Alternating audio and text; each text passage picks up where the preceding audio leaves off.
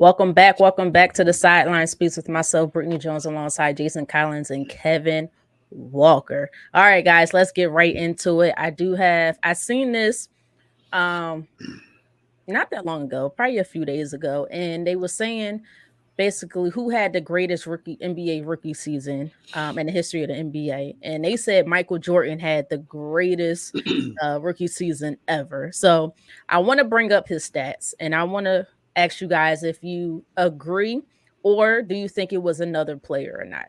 And then I have a follow-up question pertaining to that as well.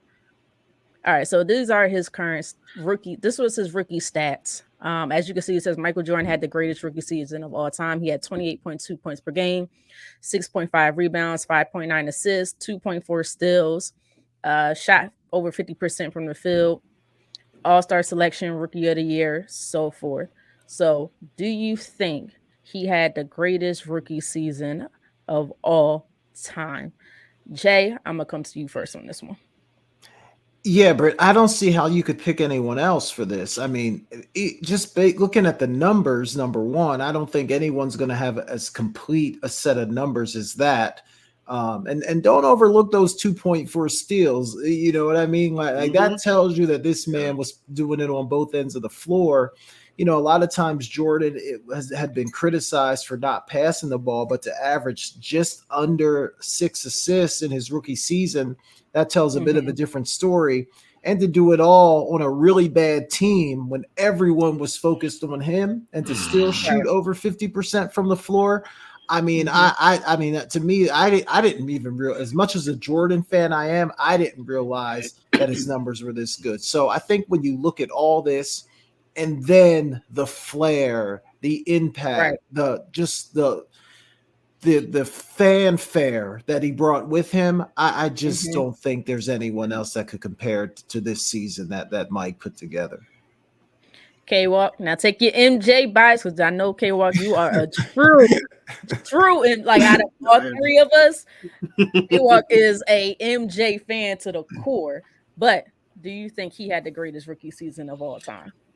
I mean, I do. I mean, the numbers speak for itself. I mean, I as much as I can defend it, or I can, or I can praise it. I mean, the numbers are still going to be there regardless of the fact. I think the only other player, maybe their rookie season, maybe David Robinson, because I think he and MJ were the only two players that actually averaged 25 and 5 in their rookie seasons. So you could put him up there. But when you look at it, I mean, Mike, I think David Robinson was like 20, 25. I forget exactly where he was, but he wasn't at 28.2. That's for sure. And Jay mentioned what I was going to go with is the 2.4 steals that he had, because like his commitment to the defensive end, not just on the offensive end. So yeah, I think that you have to say it. I mean, it's going to sound biased, but ladies and gentlemen, like I stated, the numbers are there. Men lie, women lie, numbers don't lie. They're there to support how I feel. What holds to be true in my heart and my head, to be honest with you.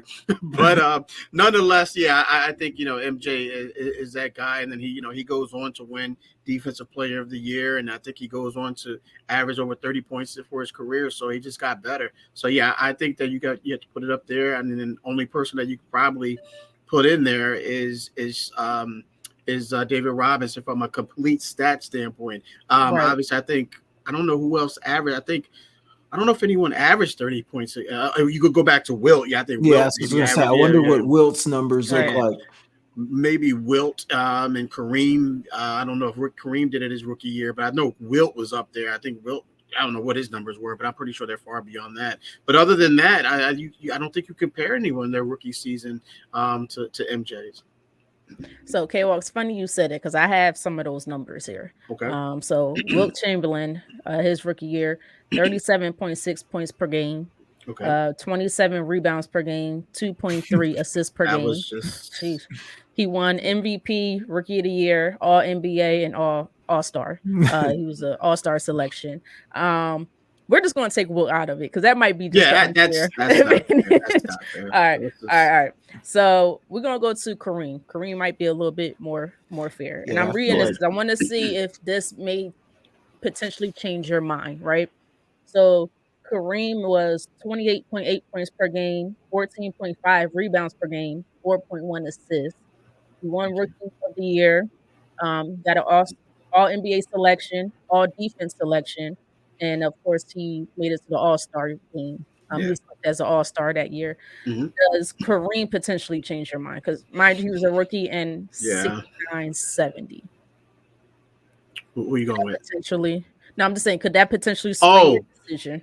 it could, because when you look at a guy, I love Kareem's statue. He's a 7 foot center, so he has to rely on people getting him the ball. It's not so he's not a ball Right. dominant position. So yeah, you can make a valid argument for Kareem having the best numbers, and then there was no three. I don't know if there was a 3-point line when Kareem got there. There was no 3 point. Mm-mm. So the factor that, not that he would have taken any anyway, because he's, like I stated, he was a center. And you said 14 rebounds, and Yeah. what was the other number that you gave? 4.1 assists. Assist as a big man. Come on, four assists a game. Come on, yeah. I can see that argument. I'm still gonna go with MJ because I'm an MJ guy, but that's a valid argument without question. If someone else were to say Kareem has better numbers or just as good as numbers, and they would go with, I would not argue with them whatsoever. So Jay, I'm gonna come back to you for this question. Okay. So I have two players. So Oscar Robinson average. Now, guys, I didn't get the kind of big had O. this ready. Right. Oscar Robinson had 30.5 points per game, 10.1 rebounds per game, 9.7 assists per Ooh. game. As a forgot rookie? about the Wow. big O. That was As a rookie. as a rookie. I gotta look He was big a O. I might rookie have of to the go. year, all NBA, and he had an all-star selection as well. Now, when you look at those numbers, then you look at now Magic Johnson didn't really have the numbers, but he had the ring his rookie year. Yeah. And we talk about how important rings are. He was the only one out of all these rookies that carried his team to a championship. And he didn't win the any rookie of the year those- either. And he didn't win Larry Bird won it that year. Right. Let me before we get, because I know I read off of Oscar numbers. Let me read off of Oscar performance. Magic's numbers. Golly, if I could find them here. Hold on, I got a lot of paper going on here. 18, he had 18 points per game, 7.7 rebounds per game, 7.3 assists per game. NBA championship, finals MVP, selected to an all-star. Does any of those players out of Oscar, them numbers was crazy, Magic, Kareem, does any of those players sway your decision a little bit away from MJ? Yeah, kind of makes me feel. Wish I would have had those numbers before I gave my take. So I think for me, Kareem might be the most compelling case. His numbers are just phenomenal. And I feel like he played in a time, would you say that was like 78, 79, his rookie year? Something was that? No, his rookie was, no, I think 60, 69, 69, Okay, 70. so yeah, I mean the hard thing for me is like judging the NBA, like because you have to factor in like, well, what was the competition like? And Kareem was a unicorn, being there was nobody else out on the court like him that could really match him height wise. And then Oscar, I mean his numbers are crazy. It almost averaged a triple double as a rookie. But again, I say, okay, well, who was he playing with?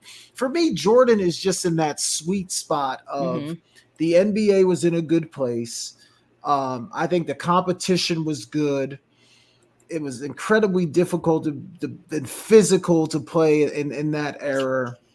And then I just don't look at the numbers. I do want to factor in just the allure of Jordan, the mystique of Jordan, the it factor of Jordan. Like if you go back and like watch some of the old like Come Fly With Me like Jordan tape, like people were going crazy about this guy when he came into the NBA. So I think for me that's part of it too.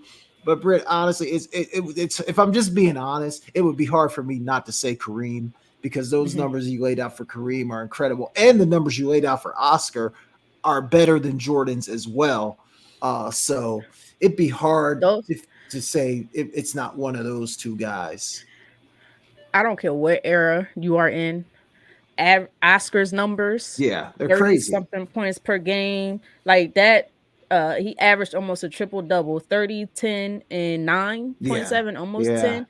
I don't care what era you are as a rookie, that Yeah. wasn't really known then. Do you know how You're much right. work you can do? We have guys who average triple doubles now, but it's not to that. Oh my gosh, Yeah, that you're was just right. unheard of. And the league was different then.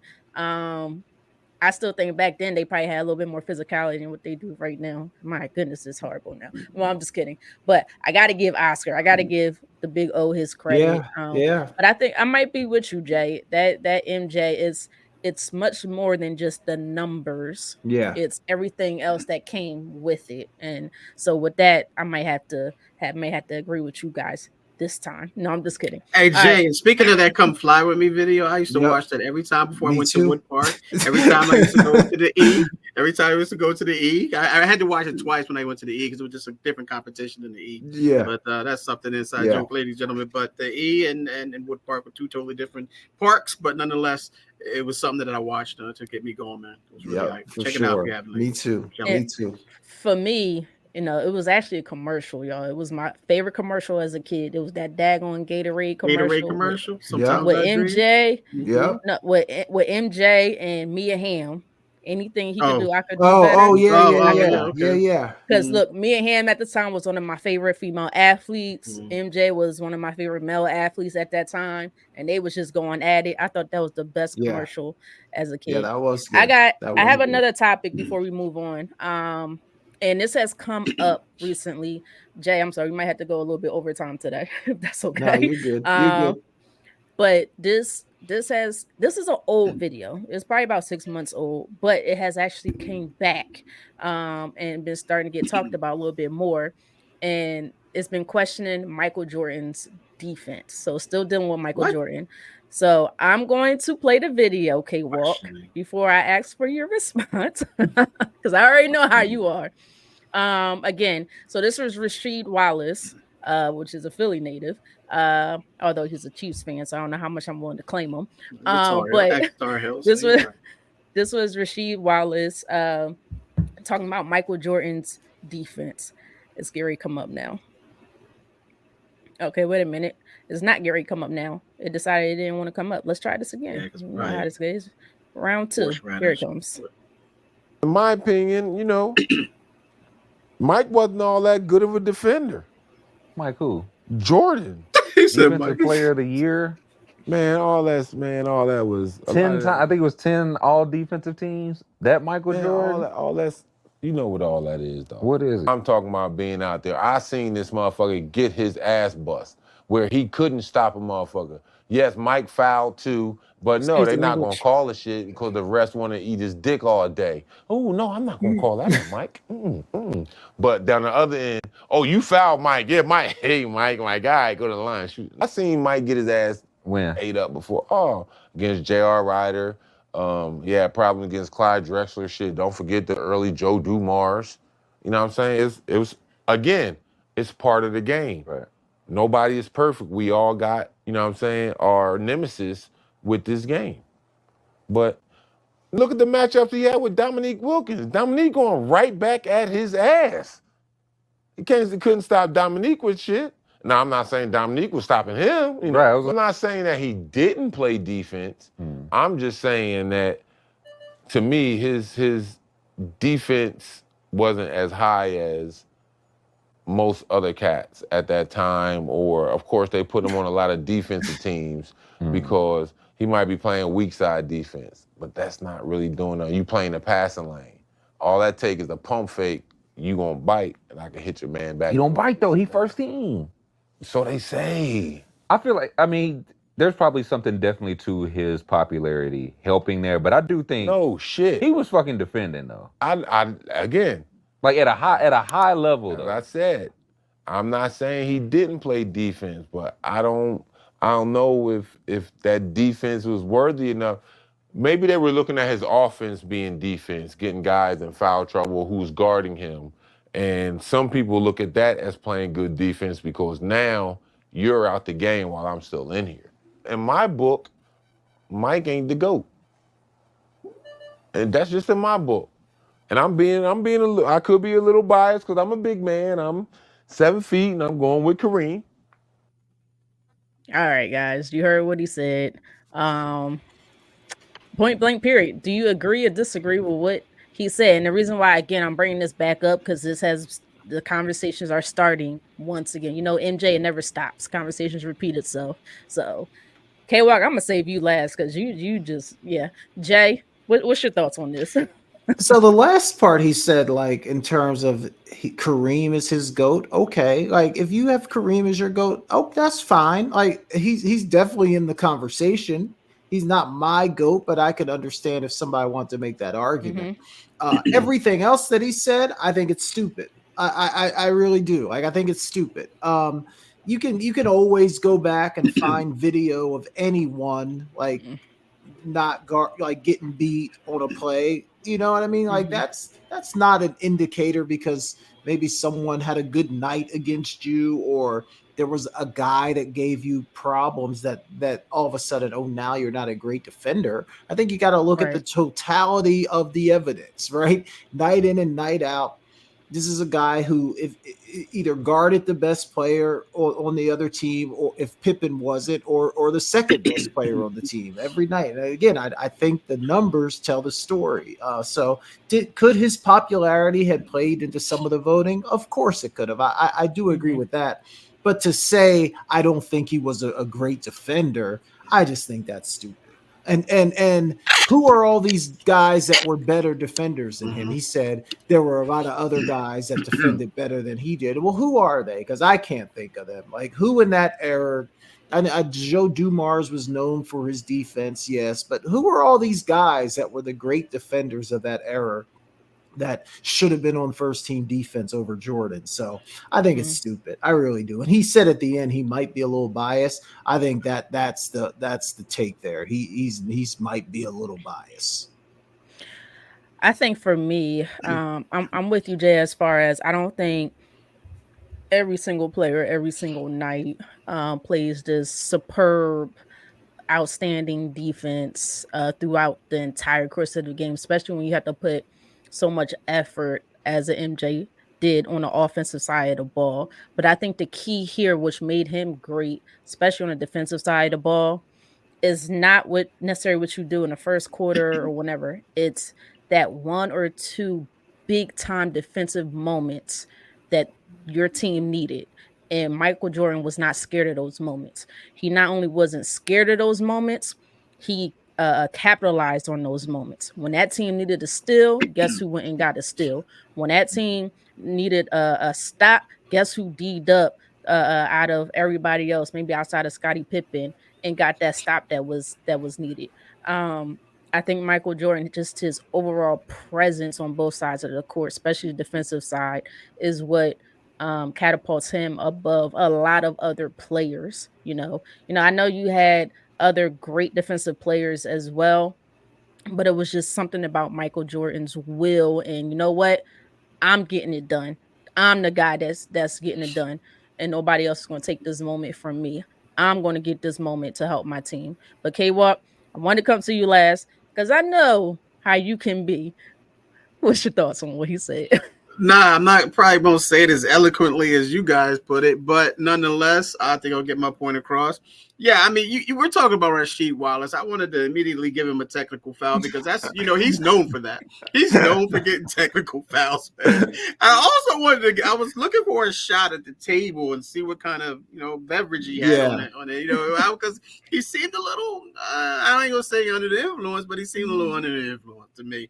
But nonetheless, sometimes, drunk words are sober thoughts. So he feels this way. So he really feels this way. So yeah, I mean, I agree with you guys. One of my favorite sayings is, you don't have to be great all of the time. You just have to be great when you need to be. And I think that's a lot of the times what MJ was. And Brett, you alluded to it, is that he didn't have to do it in the first, second, third quarter. He did it when it mattered, and it was just the fourth quarter.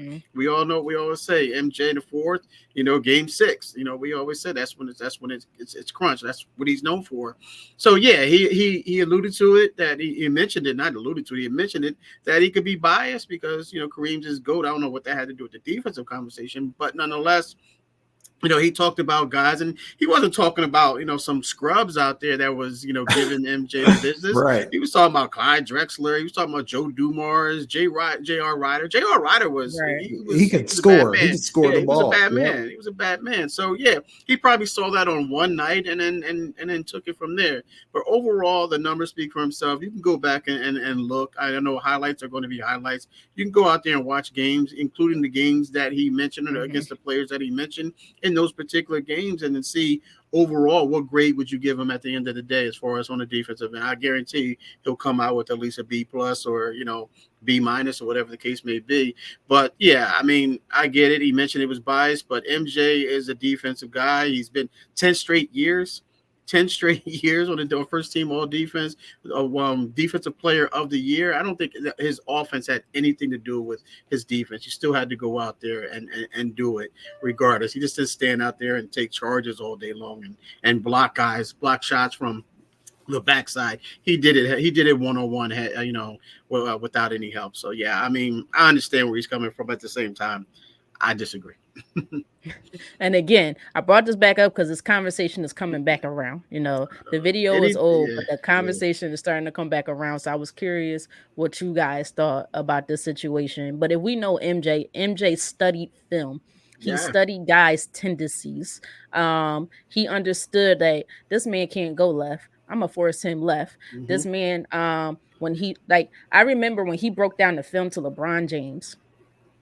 He broke down. Now I figured this out prior to him breaking it down because I love basketball and I play basketball. But when he broke down the film to LeBron James when he was younger, he said, "When LeBron goes right, he's driving to the basketball. But when he goes left, odds are he's going to shoot it." And sometimes he still does it when you really pay attention to him. And that just tells you the level of focus that he had when he played the game. And he understood every player that he went up against, their offensive tendencies, what they like to do best. And he made sure they couldn't get to they weren't able to get to their strengths. Instead, he exposed their weaknesses. So that's what made MJ so great and above everybody else.